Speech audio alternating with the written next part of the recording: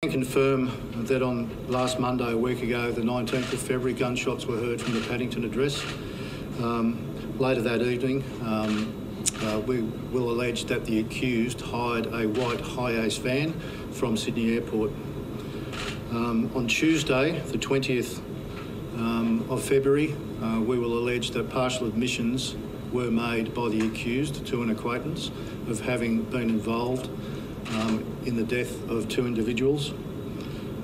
As we all know, on Wednesday last week, the 21st, bloodied clothing was found at Cronulla, causing us to launch a missing persons investigation, and homicide were obviously notified due to the circumstances in which that clothing was found. I can indicate that on that same day, the Wednesday, the accused, we believe, attended the Bungonia area with an acquaintance who was not involved in anything but has assisted police with their inquiries. We believe that that acquaintance assisted the accused in purchasing an angle grinder and a padlock from a local hardware store in that area before driving to a rural property in Bungonia. The angle grinder was used to sever a padlock from the gate of that particular rural property, and subsequently that padlock was replaced with a padlock purchased from the hardware store. The acquaintance was left at the top of the property for a period of about 30 minutes. The accused disappeared for that period in the Hi-Ace van, returning to pick up the acquaintance, and then they returned to Sydney later that afternoon.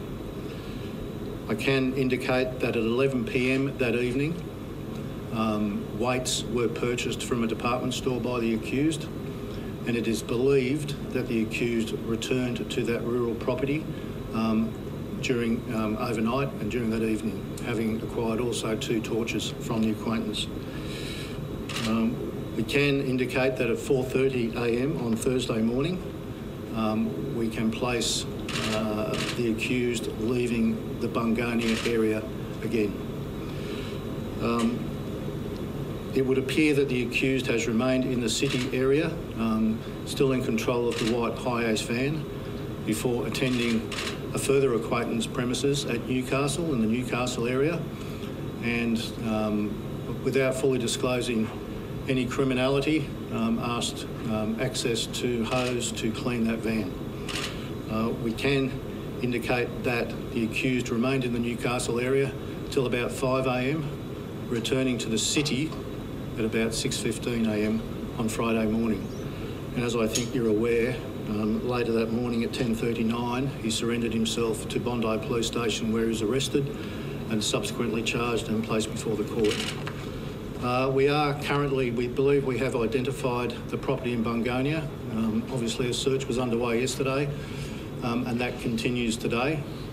However, and we are aware of significant media interest in that property, we also believe that it's possible the accused in that gap in the timeline has returned to that property and retrieved the bodies and disposed of them somewhere else.